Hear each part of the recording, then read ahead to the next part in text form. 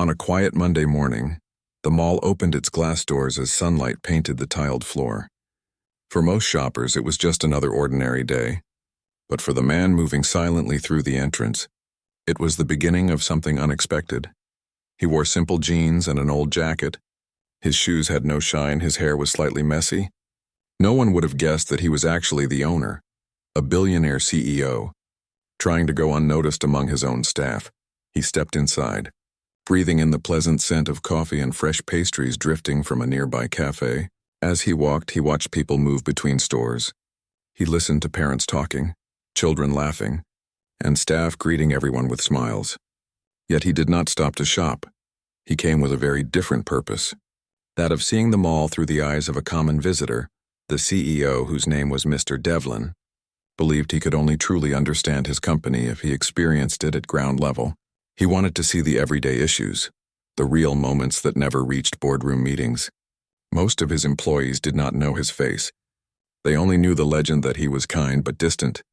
He slipped past the jewelry store, pausing by a directory board. Pretending to look for directions, he observed everything. Sometimes he noticed small details others missed. A teenager at the candy counter struggled to work the register. A security guard helped an old lady carry her shopping. Staff at the bookshop welcomed each guest with cheerful energy.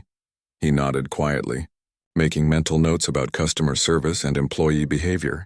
Mr. Devlin watched how every cleaner wore uniforms, how their eyes seemed tired. Some walked quickly, trying to finish their work without being seen. He wondered if anyone ever thanked them. He recalled his own childhood, when his mother worked long nights just to keep food on the table. That memory made him pay close attention. As he moved through the central atrium, Mr. Devlin heard a soft noise near a marble column.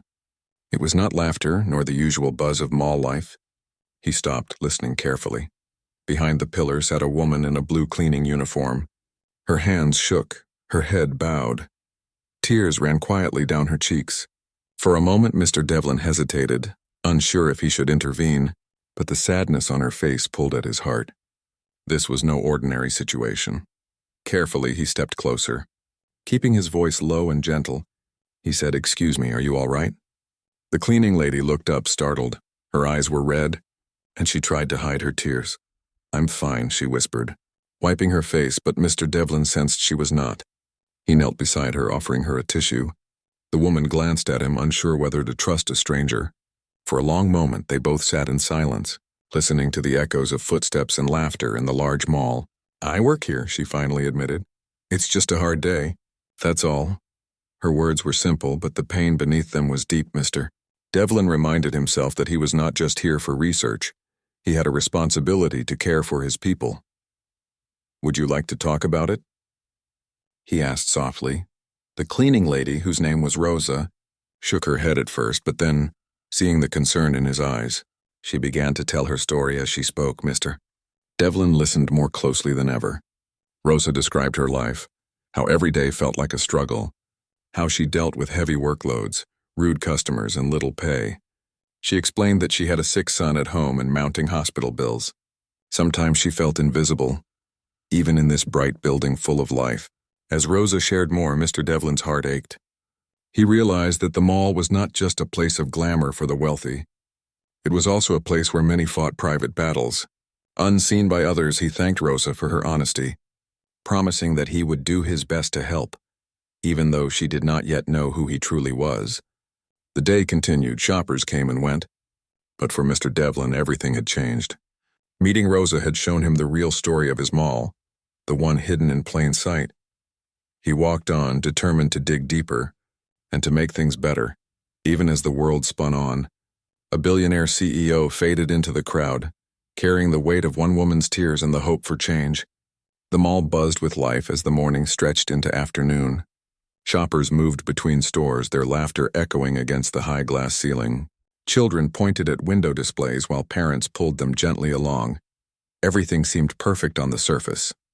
But Mr. Devlin now saw things differently.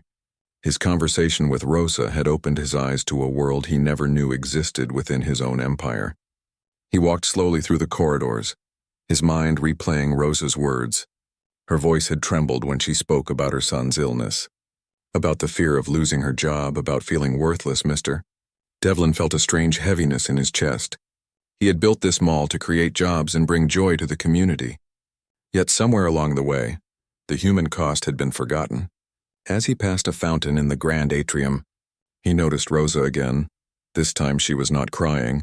Instead, she pushed a heavy cleaning cart across the marble floor. Her movements were slow and careful, as if every step caused her pain. Mr. Devlin watched as shoppers walked past her without a glance. Some even stepped around her carelessly, treating her like part of the furniture. He decided to follow her quietly, keeping his distance. Rosa stopped near a juice bar where a teenage customer had spilled a drink. The sticky liquid spread across the floor, creating a mess. Before Rosa could reach it, a well-dressed woman stepped right into the puddle and slipped slightly. Catching herself on a nearby bench, the woman turned to Rosa with anger flashing in her eyes. "Why wasn't this cleaned up already?" she demanded. "Do you people even do your jobs?" Rosa opened her mouth to apologize, but the woman did not wait for an answer. She stormed off, leaving Rosa standing there with her head down. Shame written across her face, Mr. Devlin's jaw tightened. He wanted to intervene to defend Rosa, but he stopped himself. If he revealed his identity now, people would change their behavior. He needed to see the truth, the raw reality of how his employees were treated when no one important was watching. Rosa bent down with her mop and bucket, working quickly to clean the mess. Her hands moved with practiced efficiency, but Mr. Devlin noticed something else. She winced with every movement as if her back hurt. He wondered how many hours she had already worked that day, how many times she had been ignored or insulted. A young security guard approached Rosa. His badge said his name was Marcus. "Hey, Rosa," he said warmly. "You okay?" "I saw what happened." Rosa managed a weak smile. "I'm fine, Marcus, just another day." Marcus frowned, clearly not convinced. "You shouldn't let people talk to you like that." "You work harder than anyone here." Rosa shrugged. "What choice do I have? I need this job, my son needs medicine, and the bills keep coming. If I complain, they'll just replace me with someone younger." Marcus shook his head sadly. "That's not right. This place wouldn't run without people like you." He helped her finish cleaning, then patted her shoulder before walking away. Mr. Devlin felt a surge of respect for Marcus. Here was someone who understood the value of kindness, of seeing people as human beings rather than just workers. He made a mental note to remember that name. As the afternoon wore on, Mr. Devlin continued to observe. He saw Rosa clean spills, empty trash bins, and scrub floors. She worked through her lunch break, eating a small sandwich while standing by her cart. No one offered her a place to sit. No supervisor checked if she needed help. At one point, a manager named Mr. Harris walked past. He was a tall man with slicked back hair and an expensive watch. He stopped near Rosa and pointed at a spot on the floor. "You missed this," he said coldly. Rosa looked at the tiny mark, barely visible. "I'll get it right away, sir," she replied quickly. Mr. Harris sneered. "You better. We don't pay you to do half a job, remember? There are plenty of people who would love your position." Rosa nodded silently, her eyes fixed on the ground. Mr. Devlin's blood boiled. This was the real problem. Not just low wages or long hours, but the complete lack of respect and dignity. He watched Mr. Harris walk away, barking orders at other staff members. The manager seemed to enjoy his power, treating employees like servants rather than valued team members. Mr. Devlin realized that Rosa's tears were not just about money. They were about being invisible, about feeling crushed under the weight of indifference and cruelty. As the sun began to set, painting the atrium in golden light, Mr. Devlin made a decision. He would not just observe anymore. He would act, but first he needed to understand the full scope of the problem. Rosa's story was just one piece of a much larger puzzle. He approached Rosa one more time before leaving. "Thank you for your hard work today," he said simply. Rosa looked surprised. "Thank you, sir." "That means a lot," she smiled, and for a brief moment, the sadness lifted from her face. Mr. Devlin walked toward the exit, his mind racing with plans. The mall continued to sparkle and shine, but he now knew the darkness that lived beneath its bright surface. Change was coming, and it would start with one cleaning lady's tears. The next morning arrived with a gray sky and the promise of rain. Mr. Devlin returned to the mall earlier than usual, dressed in the same simple clothes, carrying a worn backpack to complete his disguise. He had barely slept the night before, his mind filled with images of Rosa's tired face and the cruel words of Mr. Harris. Today he would dig deeper, searching for answers that nobody wanted to reveal. He entered through the employee entrance, a place he had never visited before. The corridor was narrow and dimly lit, a stark contrast to the bright shopping areas upstairs. Paint peeled from the walls and the floor showed years of wear. A small break room sat at the end of the hall, furnished with old chairs and a flickering light. This was where the cleaning staff gathered before their shifts. Mr. Devlin stood outside the break room. Listening inside, voices spoke in hushed tones. Tired but familiar with one another, he recognized Rosa's voice among them. "I don't know how much longer I can do this," she said softly. "My son's doctor bills keep growing. And they cut my hours again last week," another woman responded, her voice thick with frustration. "They did the same to me, Maria. They hire new people at lower wages and reduce our shifts. We've been here for years. But loyalty means nothing to them." A third voice joined in, older and weary. "I heard Mr. Harris is getting a bonus this quarter.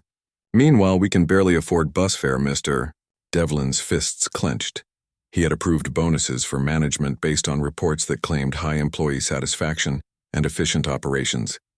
Now he understood those reports were lies, carefully crafted to hide the truth. He pushed the door open gently and stepped inside. Several women looked up, surprised to see a stranger. Rosa recognized him immediately. "Oh, you're the kind man from yesterday," she said with a small smile. "Please sit down. Would you like some coffee?" Mr. Devlin nodded gratefully and took a seat at the worn table. The coffee was weak and bitter, but he drank it without complaint. "I'm sorry for intruding," he began carefully. "I'm new to the area and looking for work. I thought maybe I could learn about opportunities here." The lie came easily, necessary to keep his cover. The women exchanged glances, then one of them, the older lady named Margaret, laughed sadly. "Work here? If you have any other choice, take it," Margaret said bluntly. "This place looks beautiful on the outside, but it treats us like we're invisible." Mr. Devlin leaned forward, encouraging her to continue. "Tell me more. I need to know what I'm getting into, Maria." A younger woman with kind eyes spoke next. "They promise us full-time hours when they hire us, but then they keep us part-time so they don't have to give us benefits. No health insurance, no paid sick days. Nothing." She paused, her voice breaking slightly. "My daughter got sick last month and I had to choose between taking her to the doctor or paying rent," Rosa added quietly. "And if you complain, they find reasons to fire you. They say you're not working fast enough or that customers complained. Even when it's not true." She looked down at her hands, weathered and rough from years of hard labor. "I can't risk losing this job. No matter how bad it gets, my son needs his medication. And I'm all he has, Mr." Devlin felt his heart breaking with every word. These women were not asking for luxury. They simply wanted fair treatment, basic dignity, and enough money to survive. He thought about his own wealth, the luxury cars in his garage, the penthouse apartment, the expensive dinners. All of it suddenly felt hollow and meaningless. Margaret continued, her voice filled with bitter experience. "Mr. Harris is the worst. He enjoys making us feel small. Last week, he made Rosa clean the same bathroom 3 times because he said it wasn't perfect. It was already spotless, but he wanted to show his power." The other women nodded in agreement, sharing similar stories of humiliation and disrespect. "Why doesn't anyone report this?" Mr. Devlin asked, though he already suspected the answer. Rosa looked at him sadly. "Report it to who?" "The managers all protect each other, and the big boss, the owner. He's some billionaire who never comes here. He doesn't care about people like us." Those words cut deeper than any knife, Mr. Devlin realized that his absence had allowed this culture of cruelty to flourish. He had focused on profits and expansion, trusting others to manage the human side of business. That trust had been catastrophically misplaced. A bell rang, signaling the start of the work shift. The women stood slowly, gathering their cleaning supplies.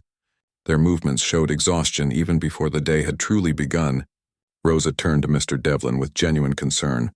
"Be careful if you decide to work here. Don't let them break your spirit like they've tried to break ours, Mr." Devlin watched them file out, each woman carrying the weight of injustice on her shoulders. He remained in the break room for several minutes, processing everything he had heard. The coffee grew cold in his hands as he made a silent promise. These women had trusted him with their stories. Now he would honor that trust with action.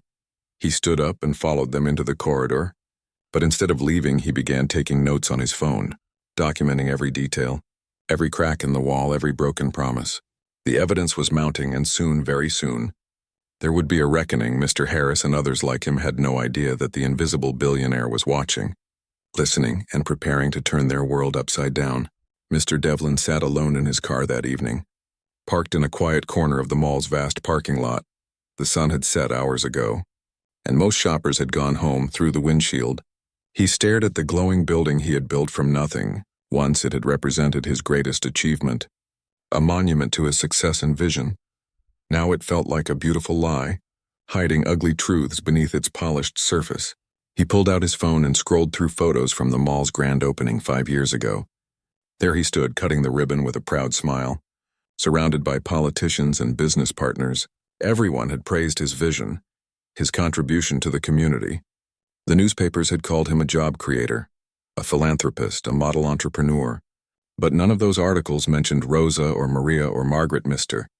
Devlin leaned back in his seat, closing his eyes. His mind wrestled with conflicting emotions. Part of him wanted to storm into the building immediately, fire every corrupt manager and fix everything overnight. But another part of him, the careful businessman, knew that hasty actions could make things worse. He needed a strategy, a plan that would create lasting change rather than temporary relief. His phone buzzed with a message from his assistant. The quarterly board meeting is scheduled for Friday. All reports show excellent performance. Congratulations, Mr. Devlin stared at the message with disgust. Excellent performance, they said, but at what cost? The profits they celebrated were built on the backs of exploited workers, people who could barely afford to feed their families. He thought about his own journey, how he had started with nothing. His father had died when he was young, leaving his mother to raise 3 children alone. She had worked 2 jobs, cleaning offices at night and serving food during the day. He remembered how she would come home exhausted, her hands raw from chemicals and hot water. Yet she never complained, she simply worked harder. That memory had driven him to succeed, to build something that would honor her sacrifice. He had promised himself that his companies would treat workers with dignity, that no mother would have to suffer the way his had. But somewhere along the way, he had lost sight of that promise. He had delegated responsibility to managers who valued profits over people, and he had been too distant to notice. Mr.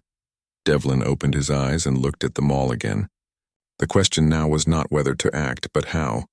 If he revealed his identity and made immediate changes, would it truly solve the problem? Or would his managers simply hide their cruelty better, waiting until his attention shifted elsewhere? He needed to understand the full extent of the corruption before taking action. His phone rang, startling him. It was his mother, calling from her comfortable retirement home, one he had bought for her with his first major success. "Hello, Mom," he answered, trying to keep his voice steady.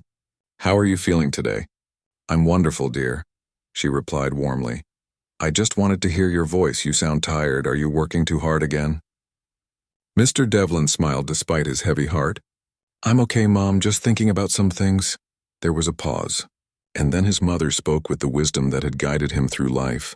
"You know, son, success isn't measured by how much money you make. It's measured by how many lives you improve." Her words struck him like lightning.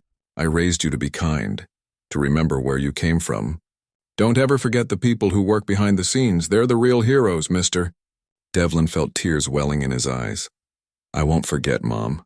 I promise." After they said goodbye, he sat in silence, his mother's words echoing in his mind. She had given him the clarity he needed. This wasn't just about fixing a problem in his business. It was about honoring the values she had taught him, the values that had made him who he was.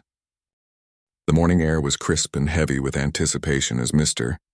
Devlin arrived at the parking garage before sunrise. He had barely slept, his mind racing through scenarios and strategies. Today would mark the beginning of the end for the corruption that had poisoned his company. He parked in a dark corner and waited, watching the shadows slowly retreat as dawn approached. At exactly 6 o'clock, Sandra's small sedan pulled into the garage. She looked around nervously before spotting Mr. Devlin's car. He flashed his headlights once, and she drove over, parking beside him. Sandra stepped out carrying a large folder stuffed with documents, her hands trembling slightly. Mr. Devlin got out to meet her, and they stood between the vehicles, hidden from security cameras. "I don't know why I'm trusting you," Sandra said quietly, "but something tells me you're different." She handed him the folder, and Mr. Devlin could feel its weight. "Both physical and symbolic. These are copies. I kept the originals hidden safely," Sandra explained. "Inside you'll find everything. Complaint forms that were never processed, timesheets that were altered, emails where managers discussed how to avoid paying overtime, even recordings I made of supervisors making threats, Mr." Devlin opened the folder and began scanning the contents. His hands tightened on the pages as he read. Here was the proof he needed. Documentation of systematic wage theft, safety violations deliberately ignored, discrimination complaints buried and forgotten, harassment that was encouraged rather than stopped. Each page represented someone's suffering, someone's stolen dignity. "There's more," Sandra continued, her voice breaking slightly. "I included a list of workers who were fired for speaking up. People with families who lost everything because they dared to ask for fair treatment. Some of them I've stayed in touch with. They would testify if given the chance, Mr." Devlin looked at her with profound respect. "You've risked everything to keep this evidence. Why?" Sandra's eyes filled with tears. "Because I've watched good people suffer for too long. Rosa isn't the only one with a sick child. Daniel isn't the only one cheated out of wages. Every day I processed paperwork that I knew was wrong, and every day I felt like a coward for staying silent. But I have kids to feed, and fear kept me trapped." She wiped her eyes. "Whoever you really are, please use this to help them. That's all I ask." Mr. Devlin placed a hand on her shoulder. "I promise you this will not be in vain. And Sandra, your job is safe, more than safe when this is over. I want people like you, people with integrity, to help rebuild what's been broken." Sandra nodded, unable to speak, then quickly returned to her car and drove away, leaving Mr. Devlin alone with the damning evidence. He spent the entire day in his private office. Doors locked, phone silenced, going through every document. He called his lawyer and accountant, having them verify the information independently. By late afternoon, they confirmed what he already knew. The evidence was overwhelming and irrefutable. Any court would side with the workers. Any investigation would expose the corruption completely. But Mr. Devlin didn't want to wait for courts or investigations. He wanted immediate action. He scheduled an emergency meeting with his board of directors for the following morning, then sent encrypted messages to several journalists he trusted, people who had built careers on exposing corporate wrongdoing. He wouldn't just fix this quietly, he would make it public, a statement that such behavior would never be tolerated. That evening, Mr. Devlin did something unexpected. He returned to the mall one final time in his disguise. He wanted to see the people he was about to fight for, to remind himself why this mattered so much. He found Rosa cleaning near the fountain, her movements slow and weary as always. She smiled when she saw him. "Hello again. Did you decide to take a job here?" Mr. Devlin shook his head. "No, but I wanted to thank you." Rosa looked confused. "Thank me? For what?" He chose his words carefully. "For reminding me that every person matters, that success means nothing if it's built on someone else's suffering. You helped me see something I'd been blind to." Rosa's expression softened. "You're a kind man. I hope life treats you better than it's treated people like me." Those words pierced Mr. Devlin's heart. Here was a woman who had been beaten down by his system, yet she still had compassion for others, still hoped for kindness in the world. He wanted to tell her everything, to reveal his identity and promise that change was coming, but he held back. Tomorrow would be soon enough. "Life is about to get better for you, Rosa," he said quietly. "I can feel it." She smiled sadly, not believing him but appreciating the sentiment. They spoke for a few more minutes about small things. The weather, her son's slight improvement, the new flowers planted outside the mall. Then Mr. Devlin said goodbye and walked away. Knowing it would be the last time he wore this disguise, he drove home through the city streets. Watching people go about their evening routines, each person had a story, struggles and dreams that were invisible to those who didn't care to look. Mr. Devlin had been one of those blind people, too focused on profits and growth to see the human cost. But not anymore. Tomorrow everything would change. In his penthouse, Mr. Devlin prepared for the coming storm. He reviewed his presentation for the board meeting, organized Sandra's documents into clear categories, and drafted the speech he would give. His hands didn't shake, his resolve didn't waver.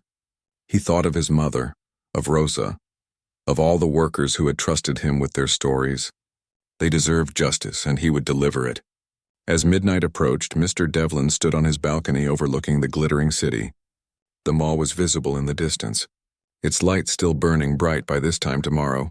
That building would represent something entirely different, not a monument to his success, but a symbol of his commitment to doing what was right. Even when it was hard, even when it cost him, the turning point had arrived. The evidence was gathered, the allies were assembled, and the plan was set.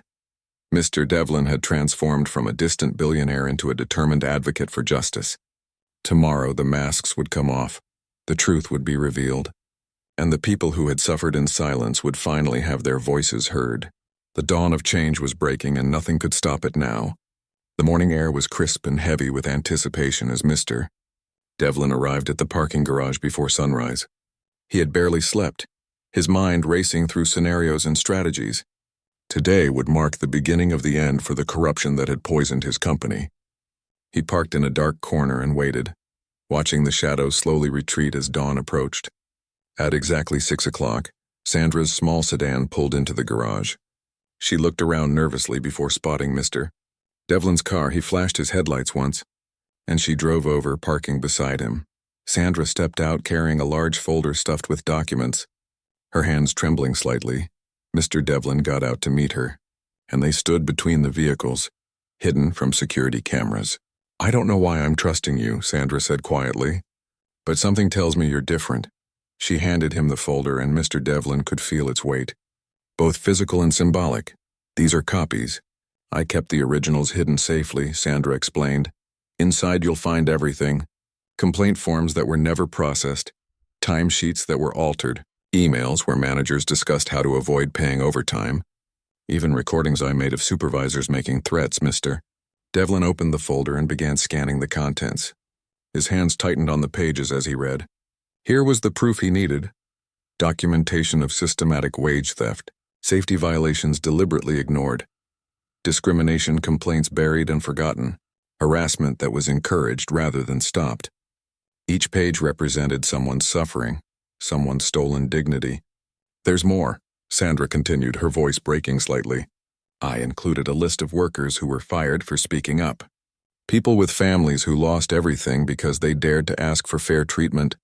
Some of them I've stayed in touch with. They would testify if given the chance." Mr. Devlin looked at her with profound respect. "You've risked everything to keep this evidence. Why?" Sandra's eyes filled with tears. "Because I've watched good people suffer for too long. Rosa isn't the only one with a sick child. Daniel isn't the only one cheated out of wages. Every day I processed paperwork that I knew was wrong, and every day I felt like a coward for staying silent. But I have kids to feed, and fear kept me trapped." She wiped her eyes. "Whoever you really are, please use this to help them. That's all I ask." Mr. Devlin placed a hand on her shoulder. "I promise you this will not be in vain. And Sandra, your job is safe, more than safe when this is over. I want people like you, people with integrity, to help rebuild what's been broken." Sandra nodded, unable to speak, then quickly returned to her car and drove away, leaving Mr. Devlin alone with the damning evidence. He spent the entire day in his private office, doors locked, phone silenced, going through every document. He called his lawyer and accountant, having them verify the information independently. By late afternoon, they confirmed what he already knew. The evidence was overwhelming and irrefutable. Any court would side with the workers. Any investigation would expose the corruption completely. The boardroom fell silent as Mr. Devlin entered, dressed not in his usual disguise but in an impeccable suit that commanded attention. The 12 board members sat around the long mahogany table, confusion evident on their faces. They had been summoned on short notice, told only that the CEO had an urgent announcement. Coffee cups steamed, tablets glowed, and tension filled the air. Devlin took his place at the head of the table and connected his laptop to the large screen behind him. "Thank you all for coming on such short notice," he began, his voice calm but carrying an edge of steel. "What I'm about to share will shock you, anger some of you, and challenge everything you thought you knew about our company's success." He pressed a button, and the first document appeared on screen, a payroll record showing hours worked versus hours paid. The discrepancy was glaring. "For the past week, I've been investigating our mall operations undercover," Mr. Devlin continued, watching reactions carefully. "What I discovered is a systematic culture of exploitation, corruption, and abuse that has been hidden from this board and from me. One board member, Mr. Chen, leaned forward. Undercover? What do you mean? Mr. Devlin smiled without humor. I mean, I dressed as an ordinary person and worked alongside our employees. I listened to their stories, documented their complaints, and gathered irrefutable evidence of wrongdoing. He clicked through slides showing Sandra's documents. Recordings of supervisors making threats, emails discussing how to avoid paying benefits. The board members shifted uncomfortably. Some looked genuinely shocked, others seemed nervous. Mr. Devlin continued relentlessly. We have managers stealing wages, supervisors creating hostile work environments, safety violations being deliberately ignored, and workers being threatened into silence. He paused, letting the weight of his words sink in. This isn't just unethical, it's illegal. And it ends today, Ms. Richardson. The board's vice chair spoke up, her voice tight. These are serious allegations. Do we have verified proof? Mr. Devlin nodded. I have witness testimonies, documentary evidence, recordings, and independent verification from our legal team. Everything has been reviewed and confirmed. He gestured to his lawyer, who stood by the door. We're prepared to present this to authorities if necessary, but I prefer we handle it internally, swiftly and decisively. Another board member, Mr. Thompson, who oversaw operations, looked pale. What exactly are you proposing? Mr. Devlin's expression hardened. I'm proposing immediate termination of every manager involved in this corruption.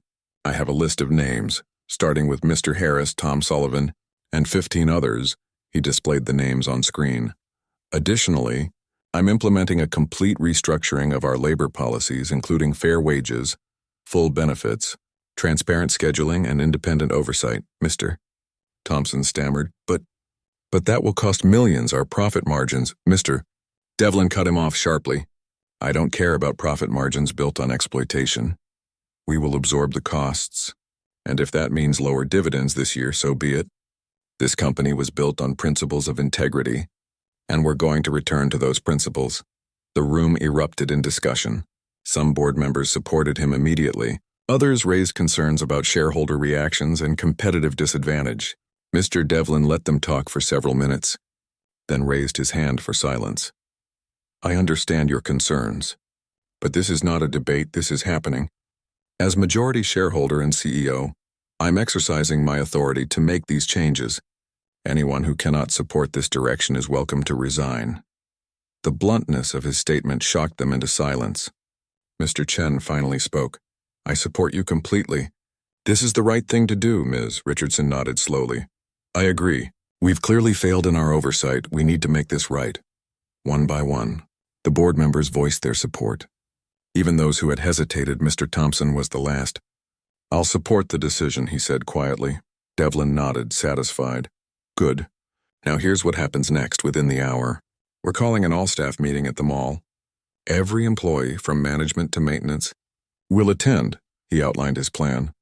I will reveal my undercover investigation publicly, terminate the corrupt managers on the spot, and announce the new policies. I want full transparency, no hiding. No corporate spin, his lawyer stepped forward. We've already prepared severance packages and legal releases for the terminated managers. Security will escort them from the premises immediately after the announcement, Mr. Devlin added. We're also establishing a compensation fund for workers who were cheated. They'll receive back pay for all stolen wages, plus damages. The board meeting concluded with assignments given to each member. Implementing various aspects of the reform, Mr. Devlin left immediately for the mall, his heart pounding with a mixture of anxiety and determination. This was the moment of truth, the public reckoning he had been building toward. At the mall, confusion spread as employees received urgent messages. All staff report to the central atrium immediately. Mandatory meeting, no exceptions. Workers abandoned their stations. Whispered questions filling the air. Rosa stood with Maria and Margaret, worry etched on their faces. What do you think this is about? Maria asked nervously. Mr. Harris strutted through the crowd, enjoying the chaos. Probably another useless policy announcement, he said loudly. You all better look sharp. He had no idea what was coming. None of the corrupt managers did. They stood together, confident in their untouchability, their network of protection. A stage had been set up near the fountain. Microphone and speakers ready at exactly 2 o'clock, mister? Devlin walked onto the stage, the crowd murmured. Many workers didn't recognize him. But the managers did. Their faces went white. Mr. Harris actually stumbled backward, suddenly understanding that something terrible was about to happen. Mr. Devlin gripped the microphone, his voice carrying across the silent atrium. Good afternoon. For those who don't know me, I am Marcus Devlin, owner and CEO of this company. The crowd gasped, workers looking at each other in shock. For the past week, I have been here among you, dressed as an ordinary person, listening and learning. He paused, his eyes finding Rosa in the crowd. What I learned broke my heart, and today, we begin to make it right. The reckoning had begun, and there was no turning back, Mr. Devlin prepared to speak the truth that would change everything. The workers held their breath. The corrupt managers felt fear for the first time, and history pivoted on this single moment in a shopping mall's bright atrium. The atrium remained frozen in stunned silence as Mr. Devlin continued his speech. His words cut through years of hidden suffering like sunlight breaking through storm clouds. I met a cleaning lady who was crying because she couldn't afford her son's medicine, he said, his voice carrying emotion. I met workers who were cheated out of wages, threatened into silence, and treated as invisible. His eyes swept across the crowd, landing on the corrupt managers. And I met the people responsible. He gestured to security guards positioned around the room. Mr. Harris, Tom Sullivan, and 14 other managers, you are hereby terminated effective immediately. The named individuals stood paralyzed, their faces shifting from shock to panic. Mr. Harris tried to speak. You can't just... But Mr. Devlin cut him off sharply. I absolutely can. And I have documentation of every violation. Every theft, every act of cruelty. Security will escort you out. Your severance and final pay will be mailed. Do not contact any current employees. The crowd watched in amazement as security guards moved through the atrium, professionally guiding the terminated managers toward the exits. Some went quietly, others protested loudly, but none could change what was happening. Years of unchecked power evaporated in minutes. For the workers who had suffered under these people, it felt surreal, like watching a long nightmare finally end. Rosa stood with tears streaming down her face. But these were different tears than the ones Mr. Devlin had first witnessed. These were tears of relief, of vindication, of hope. Maria grabbed her hand. Squeezing tight, Margaret simply stared, unable to process that justice had actually arrived. Once the managers were removed, Mr. Devlin continued. To every worker who has been exploited, I apologize. His voice cracked slightly.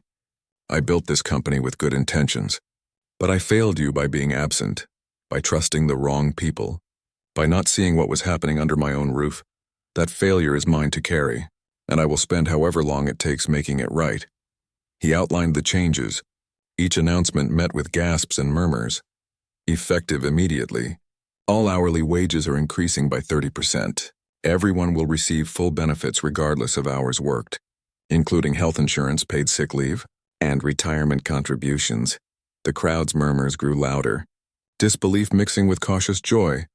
We are establishing an independent worker advocacy office, Mr. Devlin continued. Staffed by people you elect, not people I appoint. They will have direct access to me and the board. Any complaint, any concern, any suggestion will be heard and addressed. He paused, taking a breath. Additionally, we are creating a compensation fund. Every worker who was cheated will receive back pay plus damages. We have records, we have evidence, and we will make you whole. Sandra, standing near the back, felt tears of relief. Her risk had paid off. Her courage had mattered beside her. Daniel from the loading dock stood with his mouth open, unable to believe what he was hearing. Lisa from the food court clutched her burned hands to her chest, thinking about finally being able to afford proper medical care. Mr. Devlin's voice grew stronger. I want to thank someone specifically, he said, scanning the crowd until he found Rosa. Rosa, would you please come up here? Rosa's eyes went wide with fear, but Maria and Margaret gently pushed her forward. The crowd parted as she walked slowly toward the stage, her cleaning uniform a stark contrast to Mr. Devlin's expensive suit. When Rosa reached the stage, Mr. Devlin helped her up and turned to address everyone. This woman showed me more courage in 5 minutes than I'd seen in years of business meetings, he said. When I asked if she was okay, she trusted me with her truth, even though she had every reason to stay silent. He turned to Rosa. Because of you, all of this happened. You saved not just yourself, But hundreds of your colleagues, Rosa couldn't speak. Overwhelmed by emotion, Mr. Devlin continued, Rosa, I'm offering you a new position, Director of Employee Wellness. Your job will be to help me ensure this company treats everyone with dignity. You'll have resources, authority, and my full support. Rosa finally found her voice, shaky but clear. My son, his medicine. Mr. Devlin interrupted gently. Fully covered. Along with any other medical expenses, you'll never have to choose between his health and paying rent again. The atrium erupted in applause. Workers cheered, some cried, others hugged each other. Years of accumulated pain began to transform into something else, something lighter. The sound echoed off the glass ceiling, a thunderous affirmation that change was real. Over the following weeks, the transformation continued. New managers were hired, chosen for their integrity and experience in ethical leadership. Worker committees formed, giving employees genuine voice in decisions. The compensation fund distributed over $2 million to workers who had been cheated. Each payment came with a personal letter from Mr. Devlin apologizing. Rosa's son received the medical treatment he needed, and his health improved steadily. Maria finally got health insurance and took her daughter to specialists. Margaret retired with a generous pension, and the company's gratitude for decades of hard work. Daniel received his stolen wages and used them to enroll in community college. The mall itself changed atmosphere. Customers noticed that employees smiled more genuinely, worked with more pride. The building felt different, warmer somehow. Local news covered the story extensively. Some praised Mr. Devlin's actions. Others criticized him for allowing the problems to develop in the first place. He accepted both, knowing he deserved the criticism, but hoping his actions would inspire other business leaders. Mr. Devlin visited the mall regularly, not undercover but openly, walking through departments, talking with workers, listening to suggestions. He had lunch in the employee break room, which had been completely renovated with comfortable furniture and proper facilities. He kept his promise to stay involved, to never again become so distant that cruelty could flourish unseen. 6 months after the reckoning, Mr. Devlin stood once more in the atrium, this time at a celebration. The mall had been certified as an ethical workplace by multiple independent organizations. Rosa stood beside him, now confident in her new role, wearing professional clothes but still carrying the humility that made her special. We've come far, Mr. Devlin told the assembled workers, but the journey isn't over.